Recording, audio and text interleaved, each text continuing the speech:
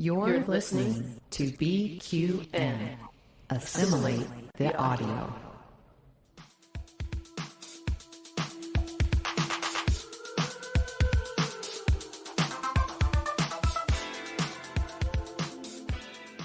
Welcome, listeners, to another episode of All Good Things, a Star Trek Universe podcast here on BQN and the Fandom Podcast Network. I'm your host, Kelvin, and with me today, it's Christos. Hello, hello, hello. How are you? I've not seen you for a couple of weeks. I know. You've been traveling and busy, and I think I've been busy remodeling a bathroom, so here we are. I've been busy going everywhere. You've been busy going nowhere. That is about to change, actually. Little side note for listeners. I'm going to miss about 4 episodes straight coming up here into July and early August due to work and personal travels, and including STLV. So, well, I think that's a buy. You get out for official convention purposes. Yeah, I have to talk to Amy. Maybe we can do something a little fun with the hosts who are attending, special episode or something. Nice. Oh, preview and a cliffhanger that Christos is going to be gone for a while. I didn't quit. I'm still with you guys. I'll just be, you'll just have to miss me. Think of it as a summer hiatus, This is how rumors start. Best of both worlds, season, episode 1 and 2. We're going to go through the cliffhanger. Fabulous. I'm a little bit disco damaged today. I'm not going to lie. I've been away on the beautiful Welsh West Coast in a lovely little Airbnb cottage for the weekend, celebrating 2 of my friends' birthdays. But it was a bit boozy. There was a hot tub. It was good. I mean, all the ingredients for a good time. And this is right on the heels of Rome Pride you were at too, right? Yeah, it's just that time of year, isn't it? Where you there's something on socially all the time, and had a great time, but raced it back so that we could record today. So I'm very, very happy to be with you. Lovely. Well, speaking of very happy, let's jump into great joy and gratitude. Oh, wow, we really have cut that clip short. I didn't know it was that short. We said it was a bit much, didn't we? We said it was a bit much. Right. Well, since it's only you and I today, Christos, let's be greedy. And I want to take 2 great joys and gratitudes this week. Do it. So feel free to do the same. So would you like to start us off, please? What has brought you joy and or gratitude for Star Trek this week? My first one is a continuation.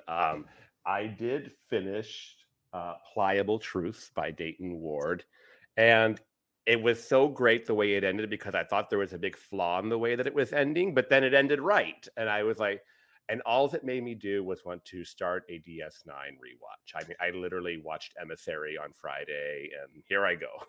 Right. I've done exactly the same. Do you know what I'm also going to do? I'm going to do a rewatch by Stardate. So I'm sewing in season 6 TNG in the correct. So I'm watching DS9 and TNG, and eventually Voyager as well. If I carry on, I'm going to watch them all by Stardate order. So yeah. All right. How about you give me a great joy and gratitude? I'm going to start with a merch one first of all. I finally got my XO6 Captain Pike figure delivered, which was a Christmas present from James, even though I've had birthday since then. There's a good if you're buying those as gifts for people, beware that there is a 6-month wait on them, so you might want to get ones that are already released rather than the brand new ones. But it's the first one I've got. I'm worried I've created a very expensive habit. They're so good, they're so beautiful. The thing I like, obviously the head castings are so lifelike, but the uniforms on them are just beautiful. So yeah, that's my first one. It's very, very commercial. It's the product. It's the most expensive action figures there are out there, but I have one of them now, and he will be going on proud display imminently. I saw those on display at STLV last year, and they had pretty much the whole cast of Strange New Worlds on display. So I can see the impulse there. I actually have a Savick on pre-order with for XO6 because I could not miss out, especially the deluxe Savick that has both her regular Monster Maroon and the away team coat. So I was like, oh, I can't not do that. Plus, it's our Kirstie Alley Savick, not Robin Curtis, which everybody knows that's my favorite. So yeah, even though I love Robin. If you will indulge me, rather than throwing it back to you, that leads me perfectly into my second great joy and gratitude. Keep going. I went to the cinema this week to watch the 40th anniversary of Star Trek 3. Speaking of Robin Curtis, and yeah, just after seeing the motion picture and Wrath of Khan on the cinema, it was so great to follow it up with Star Trek 3. I don't think there was any extra content. It wasn't a special directors. It was just to cinema. But it's getting to the point now, because of these re-releases on the significant anniversaries, I will soon have seen every Star Trek film in the cinema, because I started at Star Trek 6. So I've only got 4 and 5 left to catch up on. So that's me. What's your second one, Christos? Well, first off, I'm going to say I'm jealous because in America, they did not give us this Star Trek 3 in theaters. We've kept up. We've been neck and neck the whole way through all this. But then 3, I did take out my 4K Blu-ray, put it in my PS5, and experienced it with my new Sonos surround sound in the living room. And it was almost as good. And, nobody was talking through it but me. So you couldn't hear any popcorn rustling. Yeah. My other great joy and gratitude would be I recently found out that there are Star Trek Picard Season 2/Season 3 trading cards, and I bought a few packs, and they're very lovely, very nice, quite detailed, and I scored a autographed card from Amanda Plummer. Did you know and that she was even wrote? Is it like printed on the card, or is it handwritten? It's handwritten. She signed the card. I actually did some research. Yes, the autograph cards are autographed, so it's a random. You're not guaranteed, obviously, one in every pack. In fact, I think there's only, if you bought a box, an entire box of them, there's only 3 autographs in an entire box. So, wow, yeah. So yeah, and she even wrote on it, a marked woman. So you could tell just how much Amanda Plummer was into her role. Oh, I love that. Yeah, I didn't know there was trading cards for. I didn't even think trading cards were a big deal in this day and age. There's something we think of our childhood. So it's nice to see kids out there. Do you think kids are still getting them, or is it just as grown-ups buying them? You said kids, and I almost started laughing because, yeah, your 46-year-old kid right here is the one buying. I did recently find, and I think I shared with you, I found a box of the 25th anniversary trading cards that I had, and even the Star Trek Next Generation trading cards from like season 5, season 6. And I think it's handy here. I found, maybe I did something with it, but I found that like way back in the day, I had, here it is. I had Michael Dorn sign one at a convention I went to when I was in high school, and I just found the card a couple weeks ago. Wow. I'm like, that. I'm not the biggest Worf fan, as you know, but I'm going to give that serious props. That's great. Well, like things I didn't even know I had. Seriously, I barely remember it now that I found it, but I never would have remembered that I had it had I not rediscovered the card. I was thinking of you before, actually. You know what you're like with all your physical media and your conspiracy theories that everything's going to disappear online. I saw one of my friends this weekend. I've not seen him for ages, and it's usually only when it's birthdays and things when everyone gets together. And he said, "Oh, I've got something for you. I've had it for years, and I keep forgetting to give it to you. So I've made a point to bring it." And he handed me a DVD of Wrath of Khan. And he said, "This was yours from about 8 years ago when we came to one of these cottage weekends, and you must have left it there." And I put it aside for you, and I forgot to give it you back. And I was thinking, no way would I have not noticed. I've not had Wrath of Khan in the DVD box for that long. I got home earlier, and it's actually my disc. And yeah, so thank you to my friend Mark for handing that back. Well, and I guess it just tells you that you've been watching it digitally for the last 8 Yeah. years. Absolutely. I mean, it would have been the case that if it had disappeared and I'd gone to the box to get it out, you probably would have heard me scream in San Diego from Manchester. Is that what that was? Right, shall we get on to the task at hand for today? So, Christos, why don't you tell the listeners what are we doing today? Well, in honor of the very, very imminent premiere of Star Trek Prodigy Season 2, we're going to do a recap of Season 1. Yeah, so we've been doing this over the years now to get people ready for the new season, to just kind of reflect where we are up to. So with that said, we're going to examine some of the story arcs, character threads, or just things about this brand new show that we liked or maybe even disliked. So let's start off with some initial impressions. What did you think, Christos, when you first heard the news circulating and in the social media or other bits of news that a new Star Trek series is coming? It's associated with Nickelodeon and it's going to be for kids and it's animated. What did you think? Well, the one part that you left out was that it was immediately revealed that Kate Mulgrew would have involvement. And I think that was the anchor that had me interested. Otherwise, I'm like, oh, kids show, Nickelodeon. Don't get me wrong. I think from the idea that we wanted to start to bring in another generation of people into Star Trek, I was very supportive of the idea, but I didn't know, what I didn't know was that I was going to like it. Yeah. Yeah, I'd love to present a contrary viewpoint, but I think we're on the same page. If anything, it's hard to sometimes remember when you felt differently about something so long ago, when you've got a different opinion now, but it's very similar to how I'm feeling about Starfleet Academy at the moment. I'm not counting the days. When it happens, it happens. I'm sure it'll be fine, but I can't say I'm massively excited.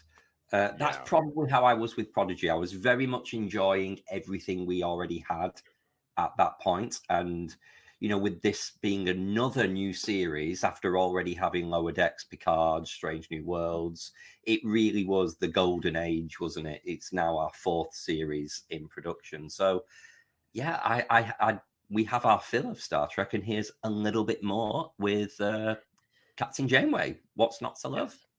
Exactly. So let's just time base it for those of you who need a fact check on this. So it premiered in October 2021. The season, as you recall, was in 2. It was a weird one, wasn't it? They called it Part 1 and Part 2 rather than just like a mid-season break. It seemed very differently presented than standard Star Trek is. It was in America. I'm not sure what it was doing for you, but even the first 10 episodes were broken up into 5s. We had like 5, and then we had like the holiday break, and then we had to pick them back up after Christmas or in January, I think, something like to that effect. Yeah, I'm just looking at the episode titles now just to kind of remind me, and I don't remember there being a gap after Terra Firma into Kobayashi. So I think we got all 10. I mean, UK listeners, correct me if I'm horrendously wrong on this. Or I can be horrendously wrong, because that wouldn't be the first time. Do you know what? The more I think about it, it must have been aligned with US and UK, because we got them the day after, or even on the same day. I think the biggest way I can remember it like this, and maybe jumping slightly ahead, I remember just being okay with the first 5 episodes, but when Kobayashi hit, and of course the return of Bev, more on that later, I was like, okay, I'm here. And I just remember, like, from there on in, I was very into it. Yeah. When we first started getting some promos, or even when you watched the pilot, what were your first impressions of the show?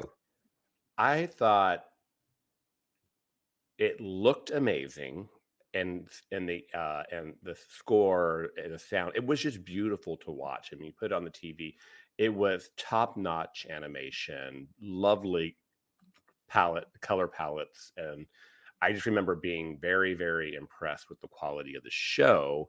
But like I was just alluding to, the story for me, it was really laying some, laying some roots in those first few episodes, which, if you're a kid and never seen it before, it's probably perfect. But if you're an adult wanting Star Trek, it was a little lacking until later. Yeah. I think I said a few weeks ago when we were discussing Strange New Worlds that I never press skip intro when I'm watching Strange New Worlds. And Prodigy is exactly the same. It's such a beautiful opening music sequence. And the way it really builds, and there's the big crescendo to it. Beautiful. And it's a little like, because obviously we'd had Lower Decks animated for ages, and it's a little bit like comparing a Disney classic to Pixar in the styles of animation. This is so computer rendered, and almost it feels live action in some places. That it's so rich. And I've never really been into animation apart from maybe Disney in a big way. So yeah, I was blown away by this grown up feeling quality presentation. I'm like, is this really for kids? Yeah, it definitely jumped. It was like, okay, this is for kids, but they have found that sweet sauce to make it appeal to adults as well. Yeah. I do remember, and so I guess this is my not really digging it, but it took me a while to like Dahl as the main character. Yes. And I'm thinking, full 360 hindsight, that was probably purpose so that you could see the journey that he goes on. Yes. When we just reviewed an early episode as a standalone a few weeks ago, it was quite jarring to go back and see what he was like early on. And yeah, just not a scrap of Federation or Starfleet in him, obviously, because he doesn't know what they are, but just very, rubbed me up the wrong way. I just watched some randos this morning as I've been getting ready for this. So I watched Kobayashi this morning again, and seeing how cocky he was, and you've got 3% and 1% leadership and whatnot, and watching how he reacted to that. I mean, obviously it was a little bit of a wake-up call and designed to be that for him, but yeah, just the difference between him and episode 6, which that one was, and where he is in Supernova at the end. Big difference. Yeah. Obviously, one of the huge difference between season 1 and season 2 is that we're getting season 2 dumped on us, all 20 episodes in one go. This was very spaced out over more than 12 months. Just leads me to think, I don't think we've had the discussion on air or even in our kind of network group chats, really. What are people planning to do? Are you planning to binge watch and get through them before spoilers? Are you going to ration them? Are you doing a few a week? Have you given it any thought, Christos? Oh, I've given it thought. I listened to a different podcast, and they had Aaron Watke on.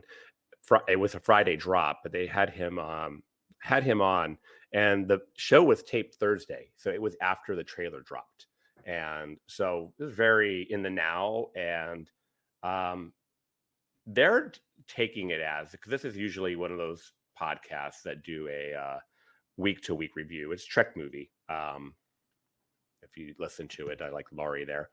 They're going to take it in terms of like a couple of episodes and then drop a review of like 4 episodes. And I'm like thinking, so maybe 4 episode chunks of like, because that's like about 2 hours, right?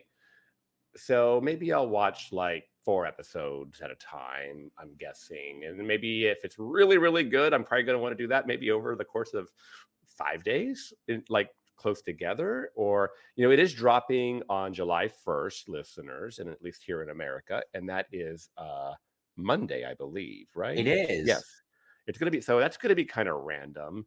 Yeah. It is a holiday week here in America, in that Thursday is the 4th of July, and most of it's a holiday for most of us, including myself.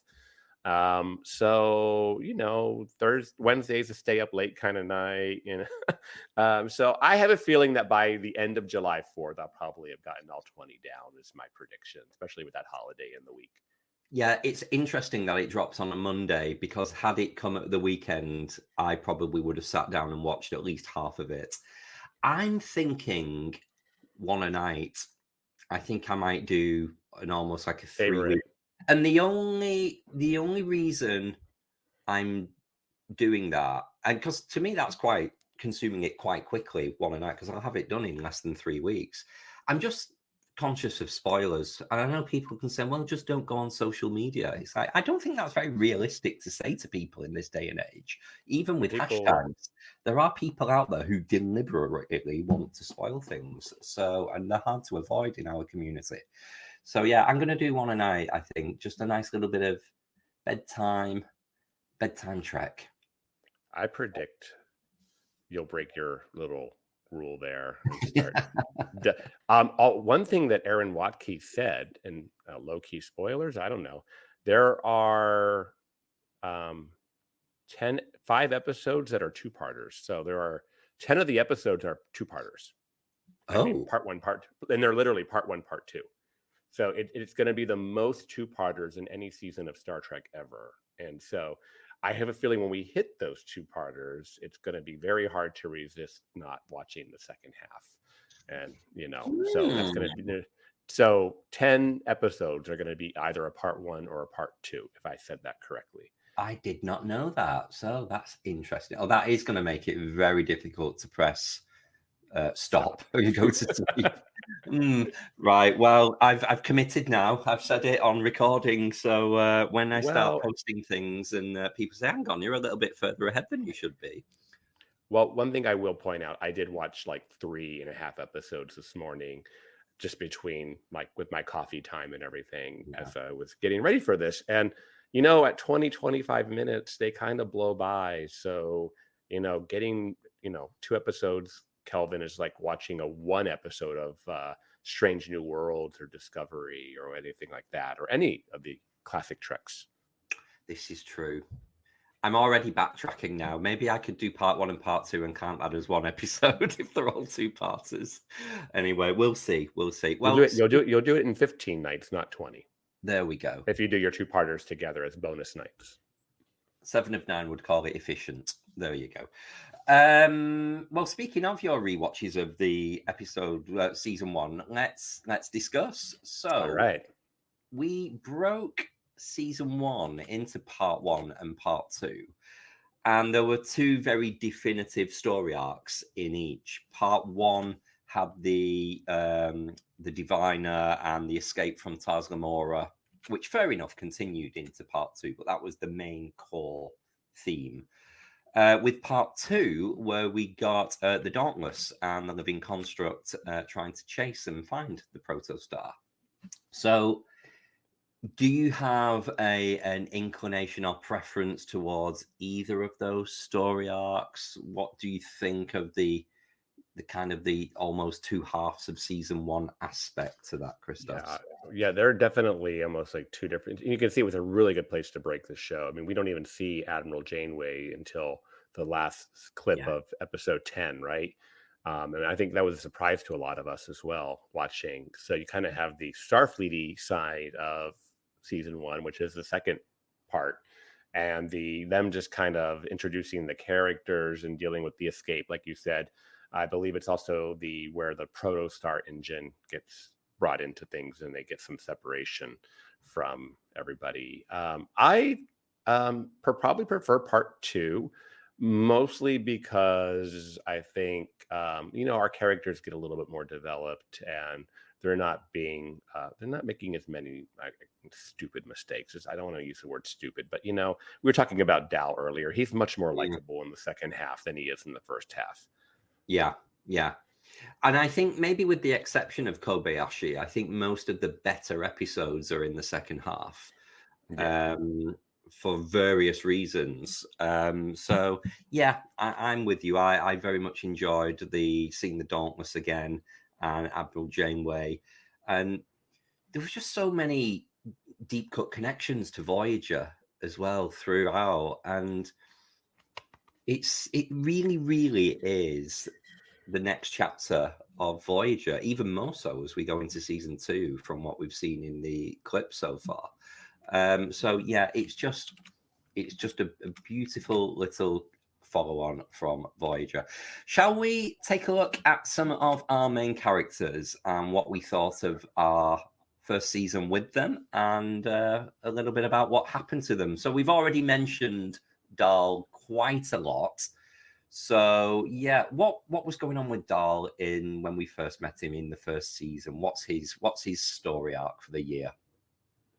Well, with Dahl, obviously he is kind of the orphan, doesn't really know who he is. He's never really had a loving, trusting family and doesn't even know what that is. He doesn't know what his species is. There's just so much about him. And so he's very insecure, and he's, in a way, he's kind of mad at the world and the universe, maybe I should say, not the world.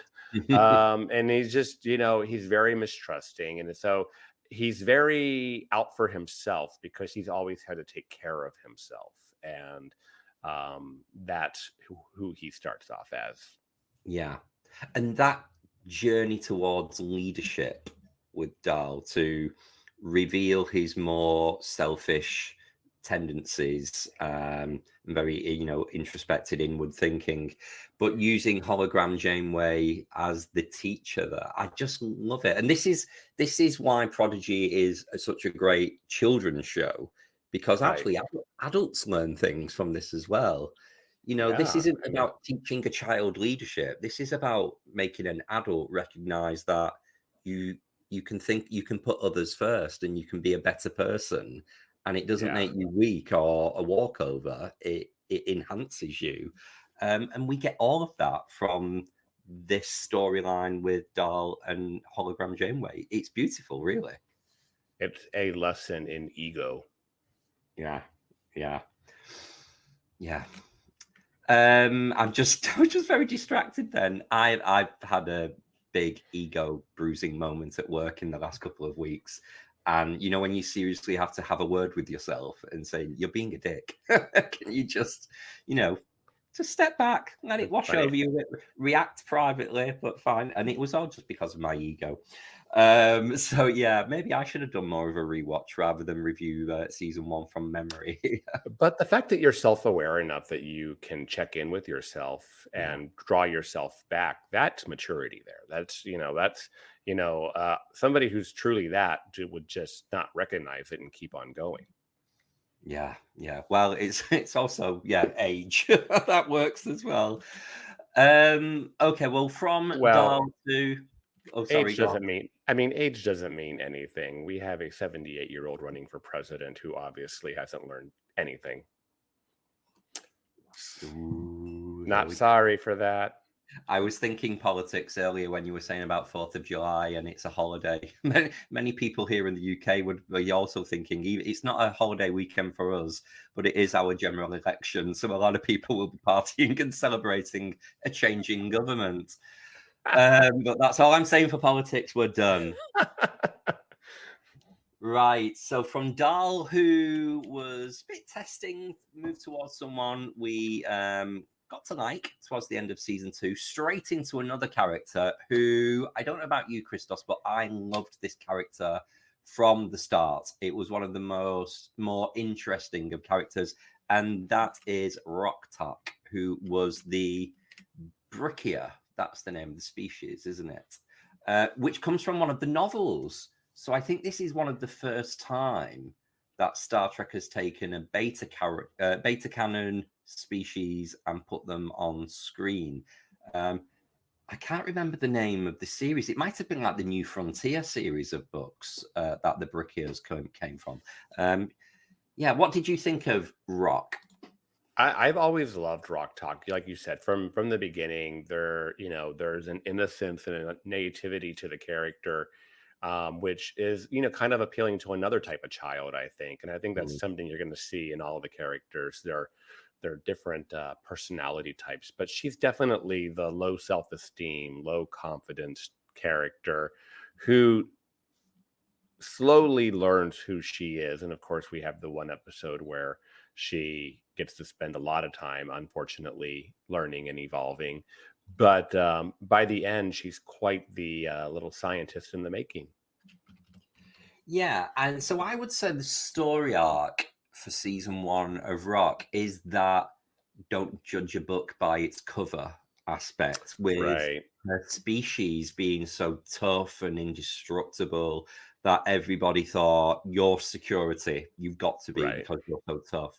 And she went along and accepted that role, not when her heart wasn't in it, and this gradual transformation into kind of science and engineering, as she discovered what her strengths were. Yeah. So again, just fabulous lessons for children. Yeah.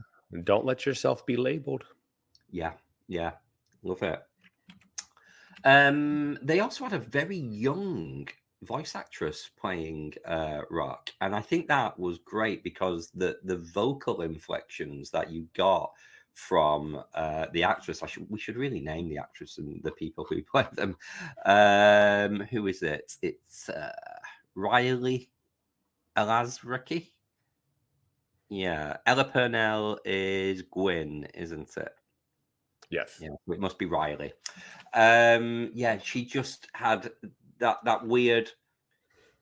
The sound didn't match the body, if that makes sense. If you look Right. at a picture of Rock, and that they address that with the failings of the universal translator, when you can't understand Rock, it's a big scary roar, and then once you do understand, it's a little squeaky little girl's voice, and just brilliant. Yes. And that was really well done too, the way they did that. Okay, so I'm going to need some help now with our next character, because the memory Kelvin has failed on this. I can't recall what Jankum Pog's story arc was. I just know it's a Tellarite engineer who was supposed to be funny. I didn't always find him funny. I'm going to say, unfortunately, he's probably my least favorite character from the ensemble. Not to say I don't like him, he's just my least. So yeah, what was going on with Jankum? What did he have to process and struggle with in season 1? I swear, Kelvin, you are my brother from another mother, because I am the same way with him. He's my least favorite character. Not to say that he's awful by any means, it's just the least. Yeah. But Disclaimer. yeah, I mean, he's, the problem with it, it's not necessarily a problem, but it's the Tellarite, right? They're brash, they're gluttonous, he's sloppy, but he's, really smart too. And he's quite the engineer.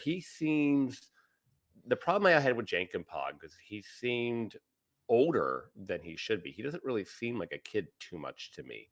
He knows a lot about engineering. He's really smart, and he comes in knowing that. So yeah, he did not quite come across as young as the rest of the cast. Yeah, and did he know he was a Tellarite, or there was something that he was revealed? Was it the one where they all get scanned and you find out the names of the species? I think it's when they end up at that star base, I believe. Yeah. The one that they inadvertently destroy. Oh yeah. The engineer.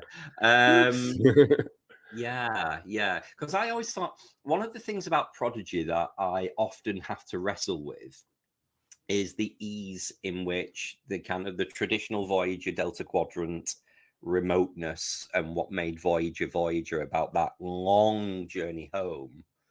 It was just kind of, there was too much Alpha Quadrant in the Delta Quadrant, and we don't really know how they got there. Now we know we have the Protostar drive and other forms of technology, because it is a little bit further on in the future.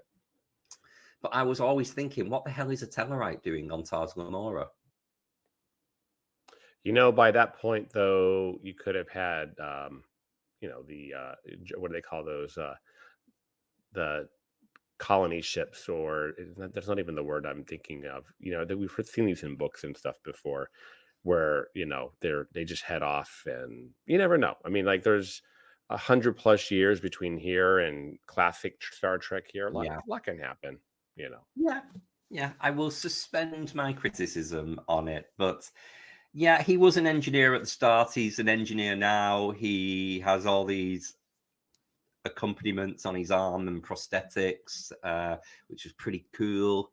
And he made a lot of jokes that I didn't particularly find funny. I guess we did get that episode that was almost like the holodeck episode where we got all of the Tellarites in gay harnesses. So that's kind of directly from his arc. And we were all quite grateful for that at the time, I seem to remember. I forgot about that, but you're right. God, if that's all I can remember about his character, what does that say about me? That's a lot, believe it or not. At least to another gay man. Yeah. Okay, so moving on, we now have Zero, the Medusan, voiced by Angus Imrie, who, again, one of the things I loved about this character was the voice. A beautiful voice actor, a very well-spoken British accent. He can do British much better than I can. So, yeah, what did you think of Zero? I don't have a ton to say about Zero. They are just kind of there. I get the struggle with the Medusan abilities and the accident with the Diviner and Gwen and what happened at the end of episode 10 there. But I don't dislike the character. He's just there. I mean, obviously, more likable than Jankum Pog, but I feel like they're a background character to a certain extent. Right, interesting. Zero's the character I want to know more about because I find the concept of Medusans quite cool. I love that it was a random alien from an original series episode that they've picked up and used and really gone with this theme of drives you insane if you see their true form, with the guilt that comes of being used as a weapon on Tars Lamora for the naughty inmates if they didn't behave themselves, through to the accidents, as you've just mentioned. I want to know more. I'm very excited for season 2 with this character. Yeah, I guess you could put that in my things I hope to see more of in season 2. I do love the new suit we see at the end of episode 20. And like, okay, we're all spiffy, getting a little bit of Krang from Teenage Mutant Ninja Turtle vibe, but I also love Krang. Maybe that's it. I just love brains in robotic bodies. Yes. Okay, well, that takes us on to Gwen, who is arguably maybe the secondary lead character, I would say. Yes. It is an ensemble piece, but Dahl and Gwen do take up the forefront of the storylines. This is someone who had a really good story arc in that arrives as a baddie, is captured and has to learn to trust these people and question everything that she's believed as things are revealed. So a very, very slow burn, interesting story arc. And yeah, just a completely brand new species as well. We know nothing about this person, her father, and what's gone on until pretty much the very end. So what were your thoughts on Gwen? I like Gwen, and I think she has the furthest journey between episode 1 and episode 20. Of course, to your point, she has to deal with finding out that everything she was raised to believe is not what it is, and her deals with the betrayal of her father in episode 3 or 4 there, and that's a Terra Firma or one of the ones in there, and has to learn that it's like, wow, these people who I thought were my enemy came back and saved my life, and then to the point of where she ends up in episode 20. So I think she has the biggest leap to make. Yeah. But very, you're kind of rooting for her, right, the whole way through. Even when she is a baddie, you're waiting for her to make the switch.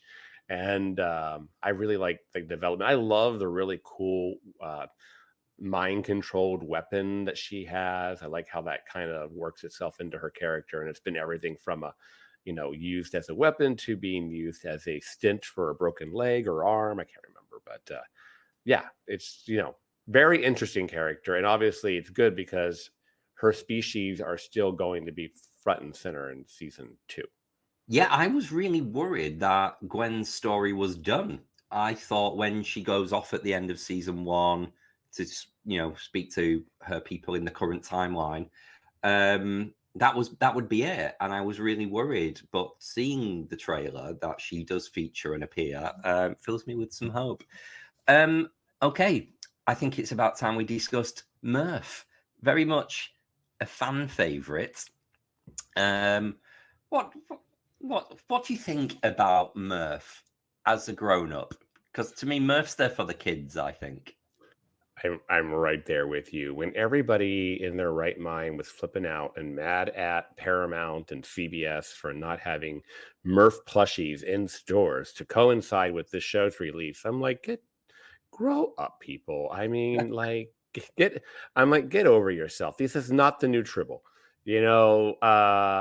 So yeah, I don't dislike Murph, but I do feel that's there for the even younger kids to like. But that's genius. That is recognizing the way children latch on to programs and providing it for them. It's very, very clever. But even, I'm sure it's like this at STLV since Prodigy's been on, but on the cruise, there was Murph on pretty much all of the cabin doors. It was everywhere. People were making their own because the actual things didn't exist to buy. Just a really, really popular character. Yeah, I think it's just like I do like the character. I just, it's not my favorite. Definitely more than Jankenpog. But I think, you're right. People freaked out. And I think it was at one of the conventions, they did have a legitimate sanctioned Murph to give away. But then Murph's already evolved and looks different, and I have a feeling that's going to come again in season 2. So Murph keeps on growing up. Now you got baby Murph, basically, is what you have, not Murph. Do you think Murph's going to get a voice if they continue to evolve? Yeah, I think they're going to keep moving with that. Yeah. He's kind of like the baby Yoda of this show. Yeah, absolutely. Wow, I've never thought of them in that way before. Grogu and Murph. You mentioned about Murph is not the new Tribble. No, Moopsy is the new Tribble. Sorry, Lower Decks better.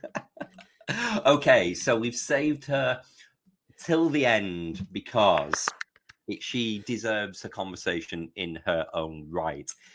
When it comes to Kate Mulgrew being involved in Star Trek Prodigy, which is probably the best thing about the show in its inception, we get a Bog Off, we get a buy one, get one free, a 2-for-1 Janeway, we get Hologram Janeway, and we get Admiral Janeway a little bit later. So, Christos, tell us some thoughts about either Janeway. What did you like? What were you loving? I'm not going to say what didn't you like. I don't think there was much to dislike. It's funny how she can be playing. She literally is playing 2 different Janeways, and they are very different. So kudos to our voice acting from Kate Mulgrew. No, she's getting paid twice. I hope so. I love that hologram Janeway is. She's sweeter, a little bit more optimistic and naive. Not naive, but just optimistic. I mean, obviously, she keeps having her program screwed with. So we're like getting various versions of hologram Janeway, including evil hologram Janeway. I like it. I love hologram Janeway. And then I really enjoyed Admiral Janeway joining the show in the Dauntless. This is the first time we really get to see her since Nemesis as a character in progression. And I love that they start to pull in some of the things that we saw from Voyager. Interestingly enough, I'll plug, I also just recently finished Star Trek Picard Firewall. And in Firewall, we see Vice Admiral Janeway pick the Dauntless as her flagship, and we do meet characters like the Andorian I can't remember his name. Her first, the captain or first officer. Yeah, no, I can't. Yeah, the commander, and some of the characters that we saw here in Prodigy are in the book Firewall. I've not yet started that, but now I've finished Pliable Truths. I think I'm going to go on to Firewall. So I'm really glad.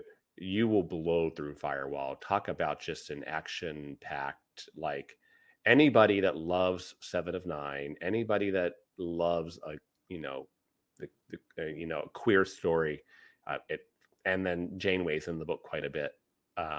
It's good.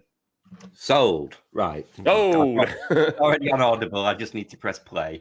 Right. I've got a long journey up to Scotland there and back in one day this week. So and the actress that does the Audible, or the voice actress, she does a good Janeway. It's quite believable. Janeway. Yeah. Love it.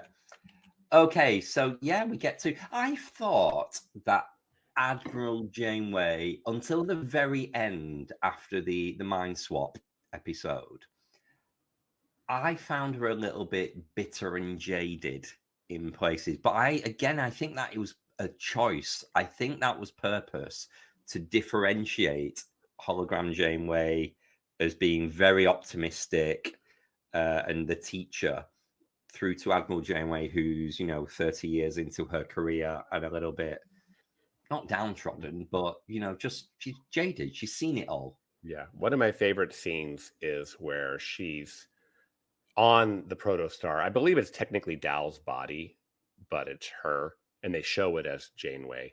But when she restores hologram Janeway's reprogramming, I can fix you.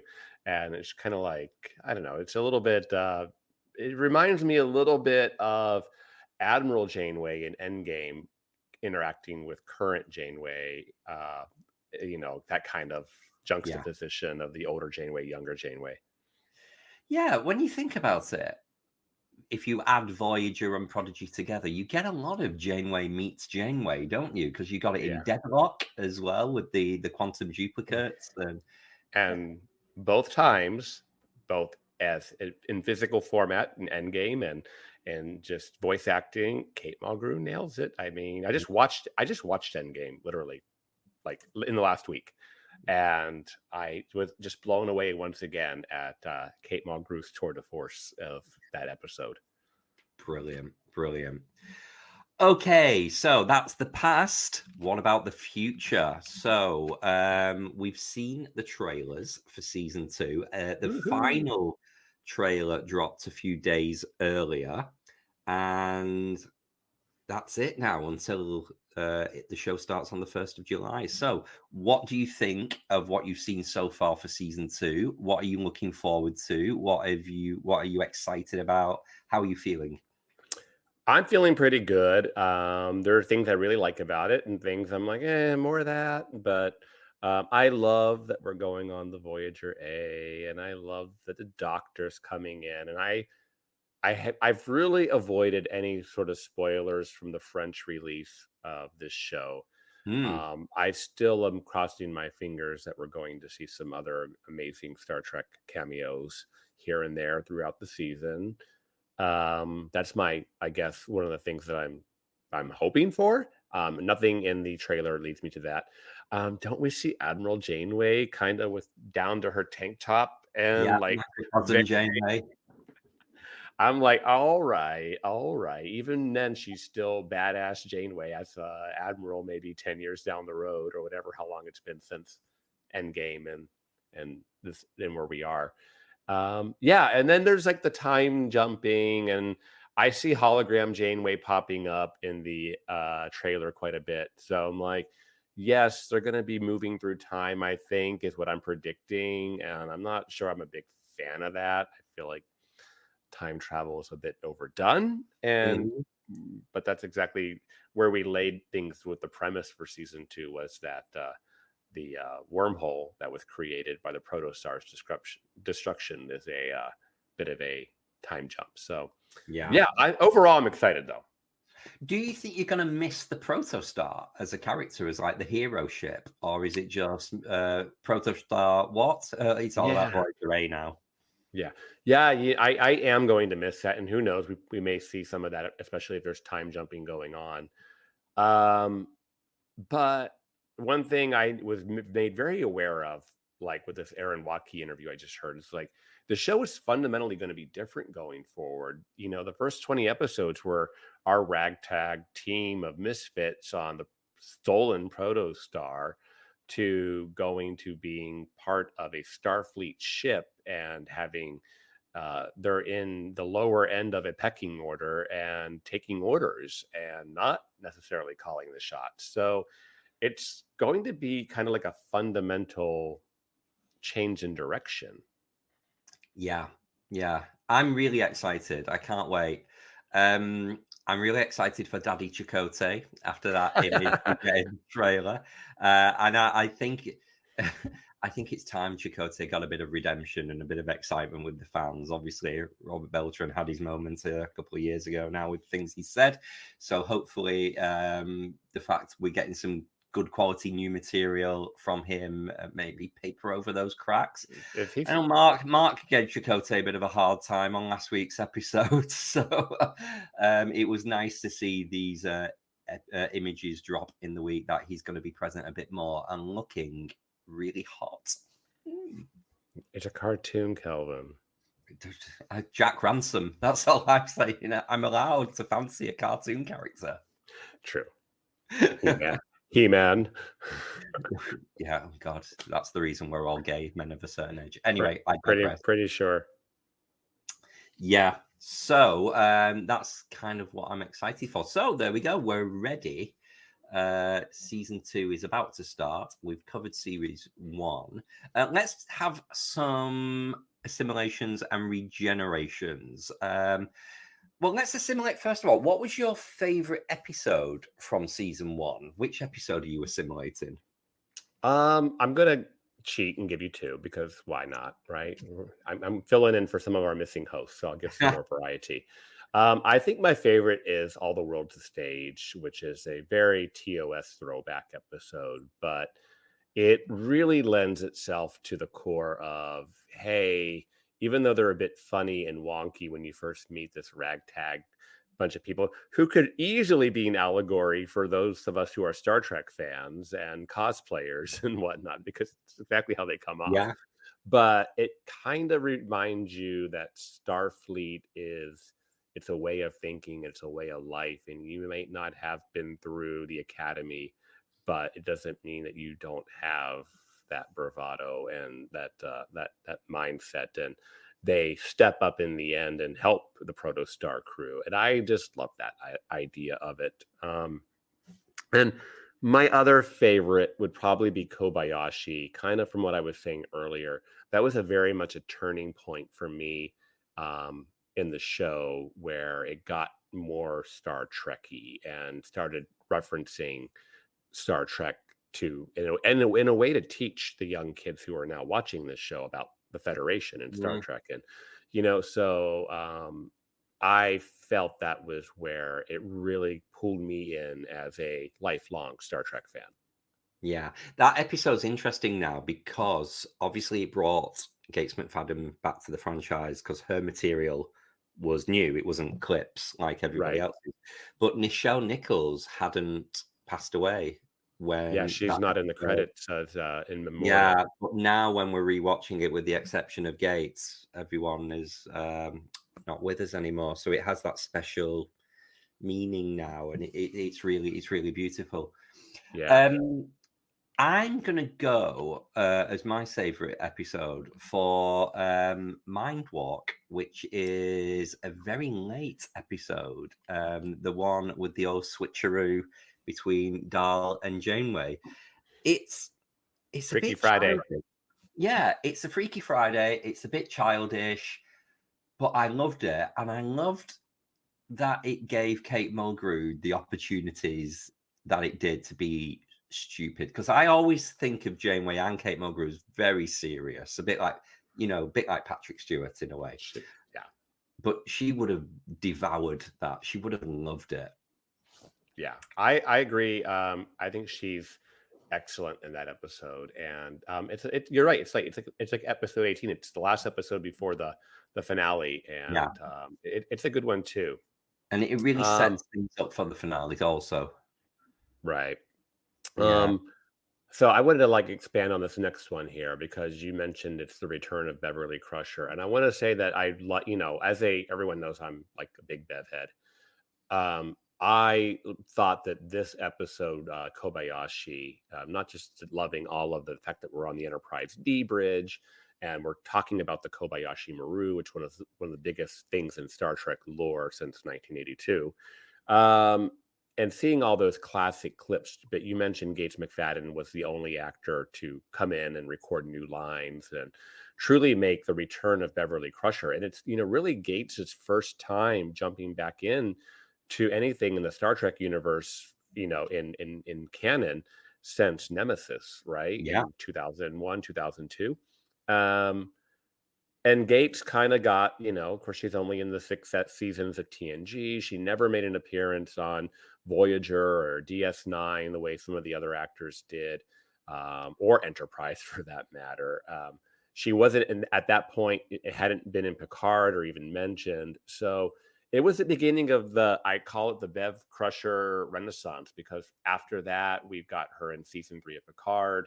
We got her in the very short treks, so it was, and then we've come to find out that like, I used to think I was very alone in the world loving Beverly Crusher, but through all of these, kind of like everybody, just through fandom and whatnot. And then all of this, I was like, oh, she's a very well-liked character and people are fans. So it's kind of the beginning of that whole justice for Beverly. And I was very here for it. So I remember being so excited. That was a spoiler for me, by the way, on Twitter that morning was a screenshot of Beverly the day that episode dropped. No. So it was a bit of, but I will tell you, that's the only time I'm like, well, I'll just be 30 minutes late for work and I'm going to watch it right now. That's allowed. I mentioned earlier that there was a lot of deep cuts from Voyager, from the more overt bringing back the Dauntless, which was the ship in Hope and Fear. But my favorite assimilation deep cut was the fact they'd used the alien telepath species that they were protecting in Counterpoint when they were hiding them all in transporter suspension from, oh God, what's the name of the baddies?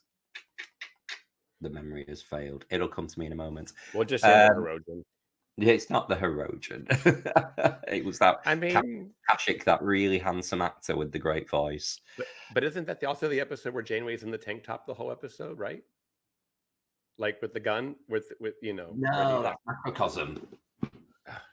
Yeah, right. Counterpoint, the transporter suspension. She falls in love with the guy who's double crossing them, and then really she's not falling in love with him. But the fact that girl identifies herself and lets Janeway out of the brig and says, you don't remember me, but I was one of the people on the shuttlecraft that you saved. It was lovely. And that's one of my favorite episodes of Voyager as well. So I was happy it was there. It's funny how they do that, right? Just like how we connect to what we don't know we think is so random, like the chase and Discovery. Oh, that's so random. And it's like, oh, you touched something that obviously you knew it too. Yeah. Well, apparently we need to watch more season 5 of Voyager, because even though we've done many episodes recently here on All Good Things, I'm still missing some of my facts. So. There's a big resurgence in the, dare I say, fan favorite in some circles of the Janeway Chakotay shipping. I'm assimilating it. I like it. I think now, because I was so opposed to the Seven and Chakotay randomness thrown together, and the fact that I much prefer Seven with Raffi, I'm here. If it turns out that Janeway and Chakotay did get together and have more than the friendship after Voyager, spoiler, as they do in the books. What do you think about the Janeway Chakotay shipping? I'm somewhere between an assimilation and regeneration on that. I struggle with the Chakotay character. I don't necessarily hate him, and I'm trying not to let some of the things that Robert Beltran has revealed about his politics and whatnot color my opinion of the character. But I can't help but think that is happening a little bit in my view of the character. And that all aside, he did not the later seasons of Voyager. He did not really feel like he wanted to be there, and I don't know. He just he's often a background character in many of the episodes. And don't get me started on that episode, The Fight, that I missed last week, but I watched it. Yeah. So not my favorite, but not, like I said, I'm not necessarily that against it. I guess maybe because these aren't Janeway's one of my favorite Star Trek characters, so I do need to say that. So I don't know that I'm rooting for them the way I was rooting for Crusher and Picard. Let's say it that way. Good analogy. Yeah. Okay, what else have we got for regenerations then? Let's see here. I am going to pull in the Dauntless uniforms, the continuity there, and I just like, well, of course, more uniforms, right? But I just really liked that. I don't know. It's just they're awful, aren't they? I mean, they're just all over the place with the uniforms, and here we go in Discovery. We got more Admiral uniforms, and they could have easily done something a little better. But hey, I don't know. Maybe they were going to make the action figures, and they needed to be creative with them. Maybe it's almost like, I think people have said this before, that like the different shows are not talking to each other. If you're setting it in the same time period, and Star Trek used to be always so good at that. It's how they did a time travel episode, because somebody's here in a Monster Maroon variant, or they go back in time and they've got the old comm badges. So they got the comm badges right in terms of the All Good Things, Picard, but they should really have been in the Picard throwback 2285 type uniforms, right? Or even when Riker is like season 3, Picard, where Riker's having the flashback when Thad is born and he's celebrating with Picard, and we see that little bit of a variant. One thing you can kind of make this okay, I guess, is Lower Decks has really introduced the idea that people are wearing different uniforms depending on what they're doing. And even DS9 did that with the idea that, hey, if you're on a starship, you're running around in this. If you're on a space station, you're running around in that. But then Voyager just proved that as well. So I guess the idea that we can have multiple uniforms at the same time is now kind of well accepted. I don't know if it's accepted, but it's a fact. Yeah, I just want more continuity. I agree. It's a regeneration for me. Better continuity with the uniforms, please. There were guest stars in season 1 of Prodigy, and I remember a bit of a fuss being made when Captain O'Connor from The Outrageous O'Connor came back, and I just didn't care for the episodes he was in. I didn't like what they did with the character. I don't think the storylines were particularly exciting. It just seemed a bit meh, for someone who was really hot in season 2 of TNG. He deserved better.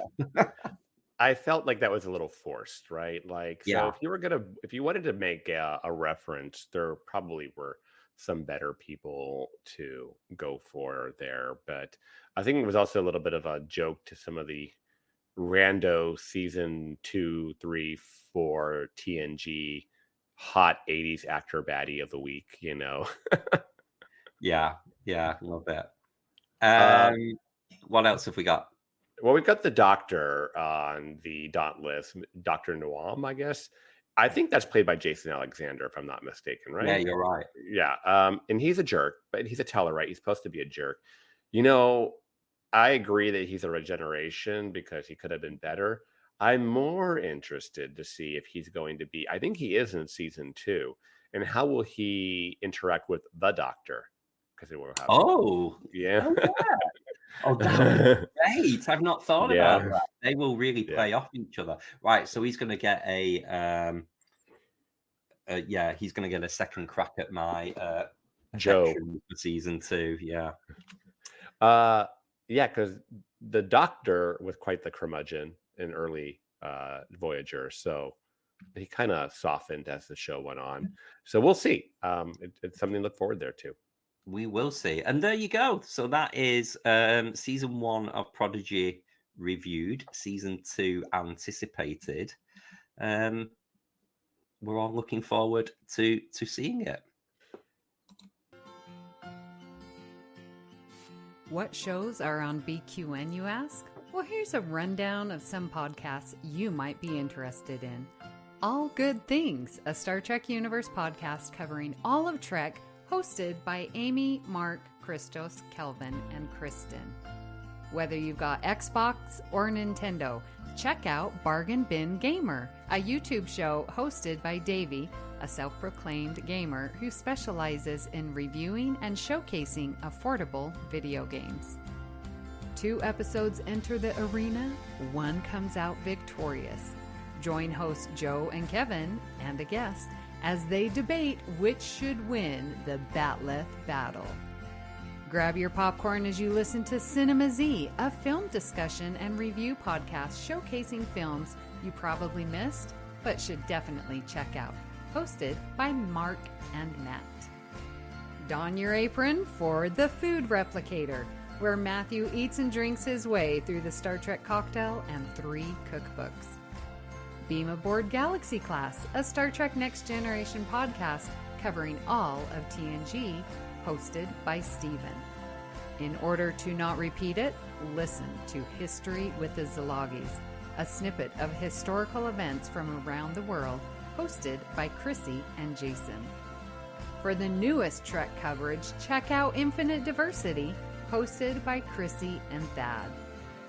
Curl up with a good book and delve into Beta Canon with Peter, host of the online Trek Book Club on Twitter, and his new companion, Trek Book Club podcast. Test your Trek knowledge with Treksperts Quiz, a Star Trek quiz show hosted and written by Davey. Whether you're a member of Starfleet Federation or Planetary Union, go check out Union Federation, covering current Star Trek and the Orville, which we all know is really a Trek show, hosted by Kyle, Kevin, Amy, and Haley. Head over to YouTube and watch The View Screen live on Sundays, your Trek-inspired talk show hosted by Kelvin and Amy, with Season 2 starting in September for a 10-week run. Spill the tea with Christos while he discusses current Trek news and events and explores the world of fandom via guest interviews, all with a LGBTQIA+ perspective on What's the Tea Bab. And for our Patreon members, we have The Hive Mind with monthly script readings, Let's Fly, a Discovery reaction show, It's Green, a cornucopia of topics, Amy's Math Moments, a quick look at math moments in Star Trek. We know you have a choice of podcasts to choose from, and we thank you for listening to BQN. Assimilate the audio. Right, Christos, what are we doing next week? Do you want to tell the listeners, please? Oh, sure. We are continuing our series on transporter malfunctions, and it is always incredible just how often these things do happen. It's more the norm than it is the abnorm. So this will be part 3 for us, and it's going to be data lists from Enterprise. So listeners, if you want to get ahead and be ready for the discussion, that is your homework. And homework indeed. And you'll be pleased to know it's one of the few episodes of season 4 of Enterprise that is a 1-episode standalone. So it's very easy to catch up if you can't remember it. Okay. We would love to hear what you thought of today's episode. And we hope you'll join us on our Facebook group, the BQN Collective, or on our Discord server to continue our discussion there. You can also reach us at AllGoodPod on X, Twitter, and Bluesky. Please make sure you follow the network on Twitter, Bluesky, and Instagram at BQN Podcasts. We've also partnered with our friends at the Fandom Podcast Network, where you can find us by searching the master feed, and links can be found in the show notes. So, Christos, where can people find you when you're not being schooled by Hologram Janeway on how to be a better human? I can be schooled by Hologram Janeway all day. But you can find me in the BQN Collective on Facebook. You can find me in our Discord server at here at BQN. You can find me on Instagram at either Greek Geek SD or at What's the Tea Beth.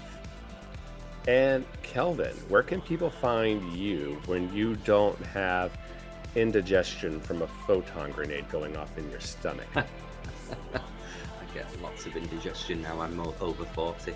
But that aside, you can find me on the BQN Collective Facebook group or on the Discord server, or you can come to me directly on the socials at Kelvin's Timeline.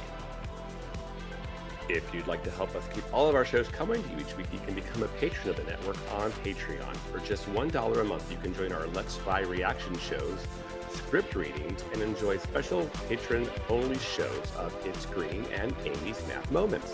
Visit patreon.com/BQN to get all the details and watch your messages. Now, if becoming a patron isn't your thing, you can still show us some support by sharing our posts on social media, or talking about it with your friends, or hitting the like and subscribe button on Apple Podcasts or wherever you get your podcasts from. You can leave us a star rating and written review, and that will also help others find the show. At this time, we would like to thank our very own associate producers, Mahendran Radhakrishnan and Jenediah Seastrum. A very special thanks to Graham Kelly for our opening and closing music, and to our very own Mark White for our artwork each and every week. Thank you for listening. We hope you'll join us as we search out all good things. Oops.